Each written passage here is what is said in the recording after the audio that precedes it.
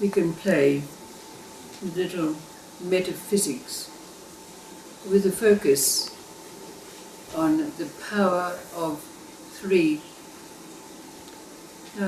Perhaps you've wondered why we always have the three Oms, three pieces, and may all beings be happy, peaceful and blissful, which brings together the three levels of existence. Gail and I were looking at that comedy show, Mrs. Brown's Boys, the other day, and it was that piece that showed that Mrs. Brown had been hypnotized at a party that they'd been to. So anytime anyone mentioned the word baptism, she started to take off all her clothes. Of course, she didn't come out of it until someone snapped their fingers. But this is relevant to what it is that's the focus on this power of three.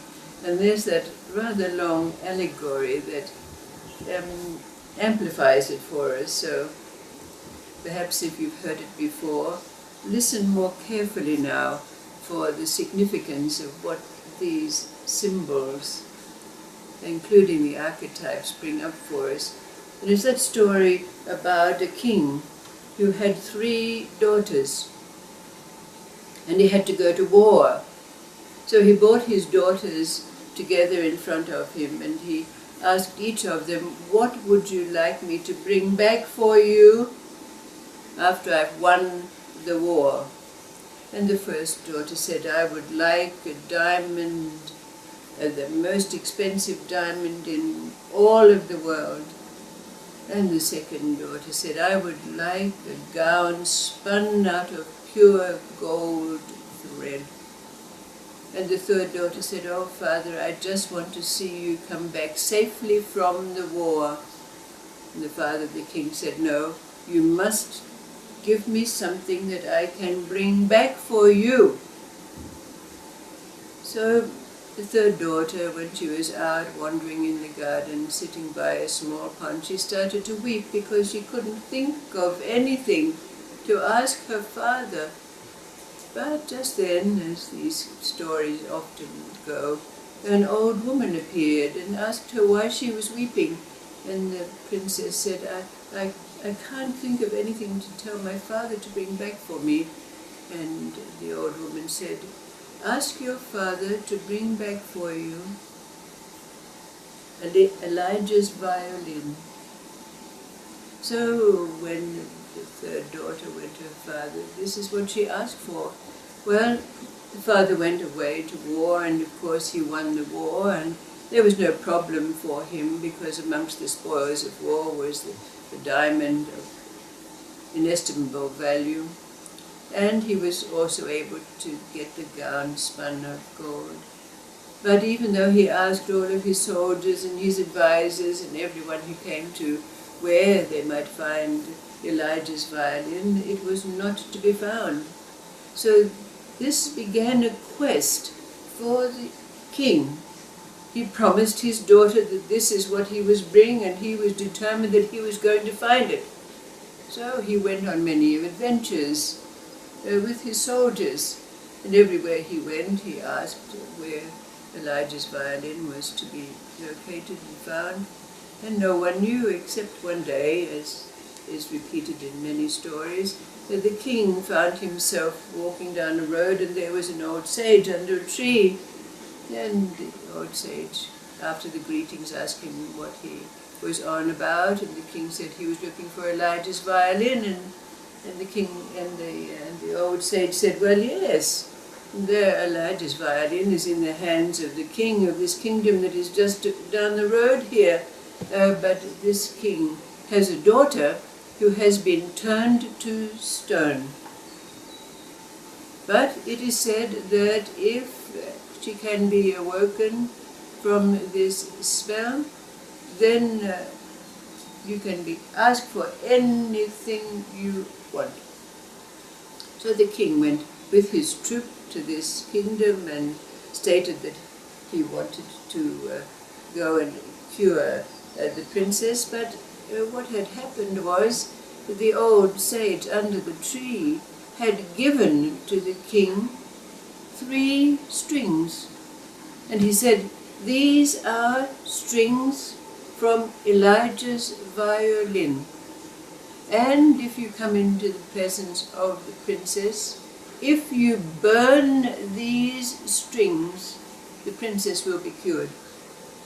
So the king, of course, had gone off with his troop to the palace and stated that he wanted to heal the princess. And when he was brought into her presence, she indeed was stone. The room in which she lay was like ice, even though a fire burned in the hearth to keep the room warm. But strangely enough, even though she was smitten to be like stone, she could speak. So the king asked her, "How did you come to this state?" And the princess said, "Well, I was wandering in the palace one day, and I went up a flight of stairs, and there at the top of the stairs was a great mirror. And as I gazed in the mirror, my image came out and took my place, and I was turned to stone." So, remembering what the old sage had said and what he had been given, the king took out his 3 strings and threw them into the fire, where they immediately burned. And in that instant, the princess was released. Of course, there was great rejoicing in the palace. But the king, wiser now for some reason, said to the princess of this realm, "Now you must go back to the mirror blindfolded and throw a stone, so that never again can this happen for you." This, of course, the princess did, and the king went on his way, after, of course, he had asked for and been given Elijah's violin. Now, strangely, as these tales go, the journey back to his kingdom on his ship was miraculously almost instantaneous. And when he arrived, he gave the diamond to his first daughter and the gown to his second, who immediately went off to look at their treasures. But the third only asked her father how he was before she accepted the gift from him. So the princess took back the case that held the violin, and when she opened it up, there was this exquisite miniature instrument. She took it out and she drew across its strings, and out came a most amazing melody. This melody wafted out of the window, seeming to travel a great distance, and to the princess's very great surprise, there appeared before her a handsome prince, and she asked him from whence he came, and he explained to her that he came on the call of the melody. So there was a closeness between them, and the princess knew that every time she played her instrument, the prince would appear. And then they decided to marry and exchanged rings with their promise But then one day the other two princesses heard their third sister speaking to someone in her chamber, and they wondered what was going on. So they set up a plan to distract the third princess, and when they had her out of her chamber, one of them, the eldest it is thought, crept into the princess's chamber with the excuse that she'd forgotten her soap, and hunted around and found the violin. But before doing so, she found the ring of betrothal, and she threw it at the window, which broke, leaving shards of glass. But then she took out the violin, and as she drew the bow over its strings, instead of the beautiful melody, there was just a jarring sound. But the playing of the violin called the prince. But of course, when he came, he was injured by the broken glass of the window.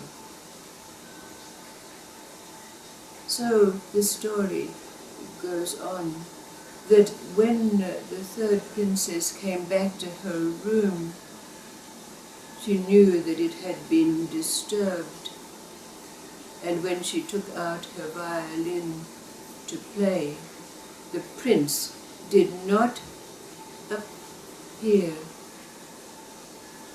And then she saw blood on the broken shards of glass of the window, and she began to weep, realizing that something dire had happened.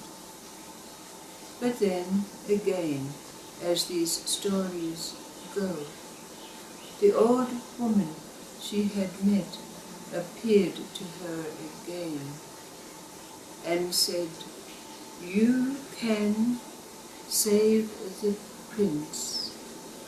Take 3 strings from the violin and go to seek him out. And when you find him, if you burn these 3 strings, he will be healed." The princess set out to find her prince, and she wandered near and far, unable to find her way. But then, very tired, she lay down to rest and closed her eyes. And when she closed her eyes, instead of hearing the sounds of the birds chirping in the trees, she understood their language. And the birds said, "The prince can be found nearby, but the map to find the way to him can only be found in the leaves of the trees." So the princess opened her eyes, and then, of course, instead of hearing words again, she only heard the chirping of the birds. But she plucked a leaf from the tree under which she lay, and there on the leaf was the map, clear as day. She followed the map to the palace where the prince lay, and, disguising herself as a young man, she said, "I've come to heal the prince." She was taken to his chamber, where he lay almost at death's door. And so she took out the 3 strings of the violin and threw them in the fire. Immediately the prince was healed. We know the end of the story. They were wed and lived happily ever after. The significance, the esoteric, the metaphysical, 3.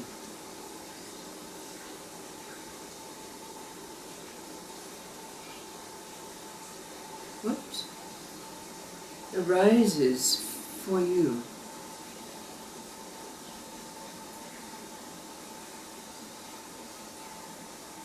Your experience.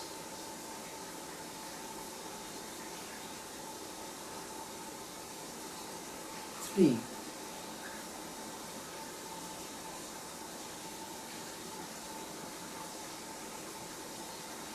How many times have people said to you, oh, I've had these 3 things happen to me now and now it's all done. Finished now. That's superstitious realm. But what about these esoteric realms? What about this metaphysics? The metaphysics of saying Om 3 times, of bringing the 3 levels of existence together, the nitty-gritty, airy-fairy and transcendental,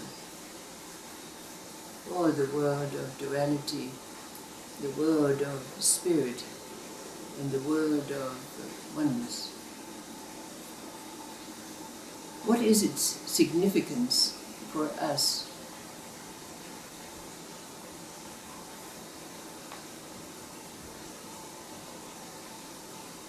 The other day the symbolism in the story was of a dust that we could throw on anything and it would disappear. And in seeking to understand what that dust signifies for us, now we have this metaphysics, this esoteric meaning of 3.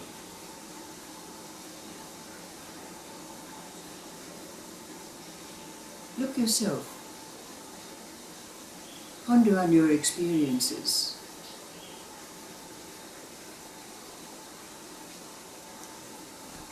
What does it really mean for us? What happens when we bring our body, mind and spirit together?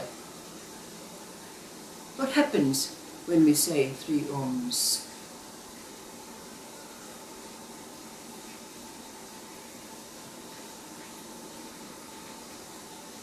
Is it magic? Is it like a Mrs. Brown?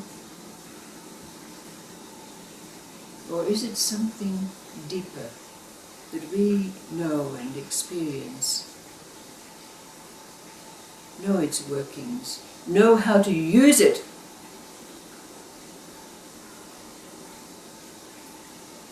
Ponder on this. Thank you.